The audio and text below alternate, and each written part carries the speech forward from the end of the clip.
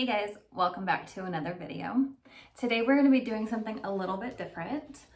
I feel like I do a lot of tutorials, so I kind of like to get on here and show my face every once in a while so that you can see the face behind the camera. So on Instagram, I do a lot of Q&As where people will just send in their question and I will usually answer via Instagram stories. So I realized that I've never really done a Q&A on YouTube, so I thought it would be fun to open that up to you guys. So I don't know if you guys saw, but in the community section, so if you go to my YouTube channel, there should be a community tab where you can click and see things that are more like posts. So I can post pictures there or questions, and that is where I posted the Q&A post for people to ask their questions in the comments. So if you did miss that, then what I'm going to do is I'm going to pin a comment on this video where you can ask your question for the next Q&A. So just remember that these are not tutorial requests. These are questions that I can answer in this type of format where I'm talking to you guys directly. So the post that I did in the community section asking for questions was an image of my art that is staged with an app. And a lot of you asked what app I use to stage my photos. So I have an iPhone, so in the Apple store, I don't know if it's on any other devices, but it's called ArtStage and it's really awesome. The main thing I love about it is that you can put in the dimensions of your painting. So if I put 22 inches, it'll actually show what that size looks like in a room. So that really helps people to visualize the size, which I feel like it's really hard with some pieces because you post a picture and you can't really tell how large it is unless you have something to compare it to. So I love that app for showing the actual size of an item. The next question is, do I have a favorite paint? And the answer is yes. I just did a whole video on paint consistency, so if you missed that, I recommend going to check that out.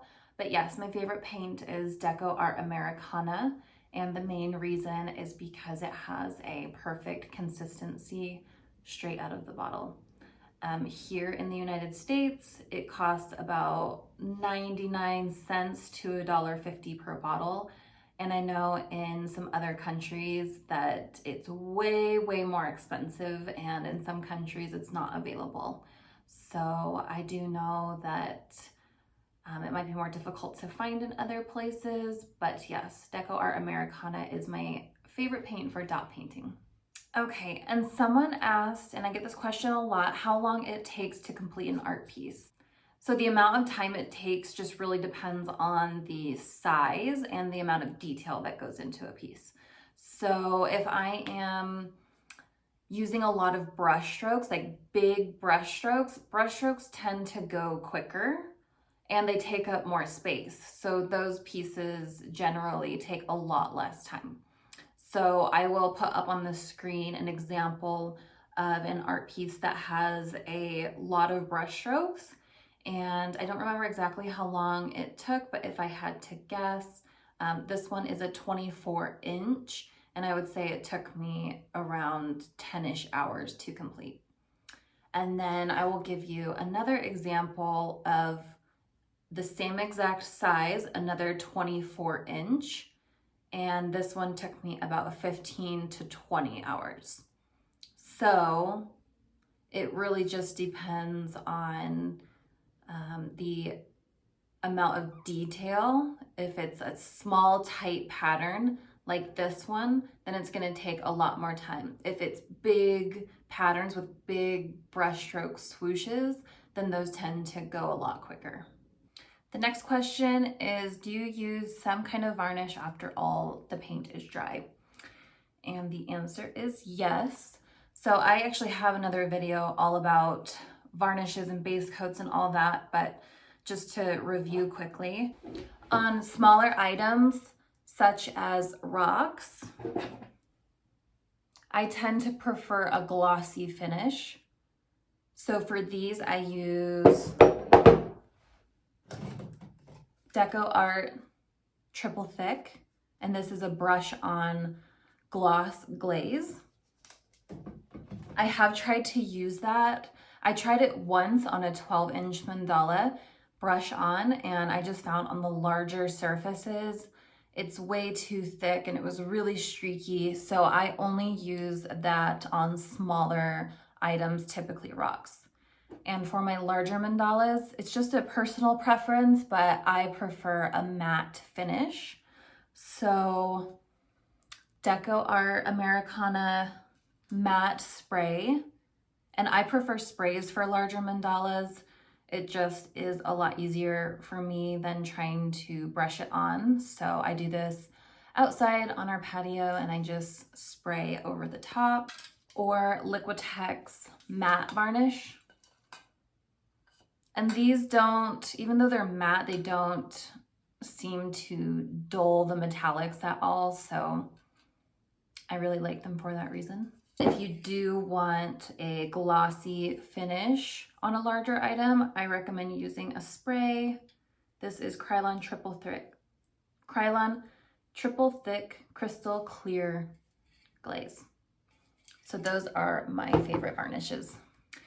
So I got some questions about how to choose color palettes, and I'm actually gonna save that one. I will record a whole video on how I do that. So after I record this video, I'll probably do the color palette one. So you'll see this video first, and then hopefully I will be uploading a full color palette video after this one.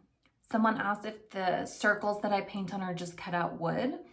And the answer is yes. And I'm actually waiting on a wood order to arrive any day now. So all I have is these really large ones, but I want to show you real quick. This is a 29-inch piece of wood. I think, yeah, these are a 1/2 inch thick. And for about the past year, I've been buying all my wood from Brenna Bath on Etsy. She's amazing. So yeah, they're just these pieces of wood. I attach hanging hard wire on the back.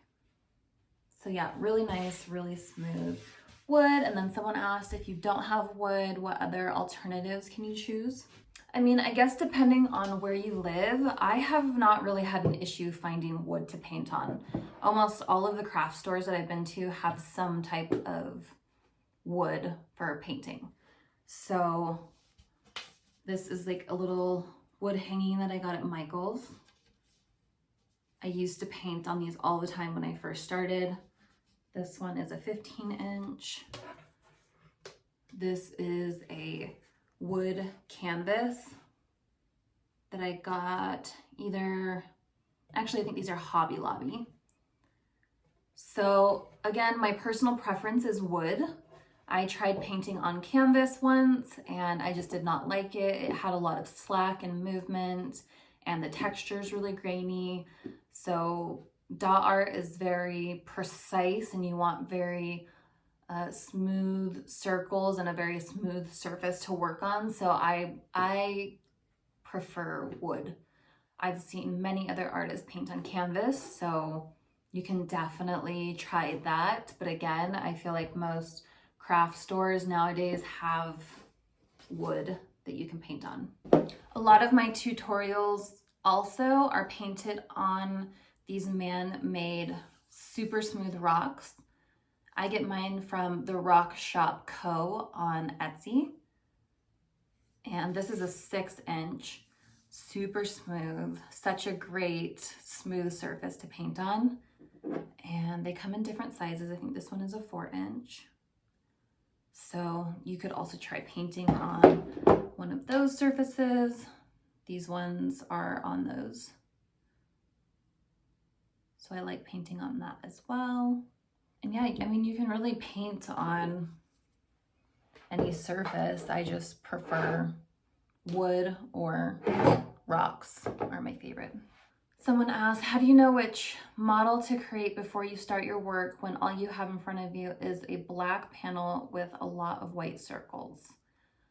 Are there rules to follow when you paint in those circles? So I definitely recommend watching some of my videos that explain how to use guide marks. But I will say that my designs are pretty much a mixture of a little bit of planning ahead of time and then a lot of go with the flow. So I don't know if you can see, I'll see if I can lift this a little bit. So I typically, there's one painting there, I typically have this full of just inspiration that I find on Pinterest or Instagram from other artists. I feel like that is how you learn new patterns. When I first started painting, I only did very simple patterns. It was like the same pattern over and over again. And that was a great way for me to learn and get experience, but I started to get bored with it, and I started to teach myself new patterns by looking at other artists on Pinterest and Instagram and slowly learning different patterns and incorporating them into my own art. So before I start a painting, if I am ready to learn a new pattern or start something new, I will print out a bunch of pictures and put them either on this board, or I got this little thumbtack strip here so I usually am sitting at the desk that you can't see that's right here painting this way. So these would all be facing me in front of my painting. So I hang all my inspo there. And I mean, I've been painting for almost 3 years now, so I have a lot of patterns memorized in my head. I look back at a lot of my own work and see which patterns I liked and will use those again. Or if I see patterns that I didn't really like, I'll just avoid those. So yeah, that's kind of how I start, and that's like a little bit of the planning that I do. But then a lot of it is just going with the flow because the patterns really build off of each other.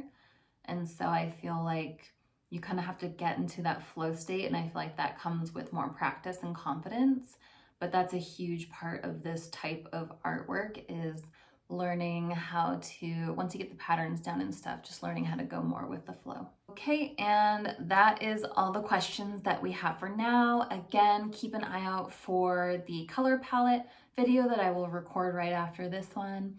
And then also make sure to go to the pinned comment below this video and leave your question for the next Q&A. All right, you guys, we will see you next time.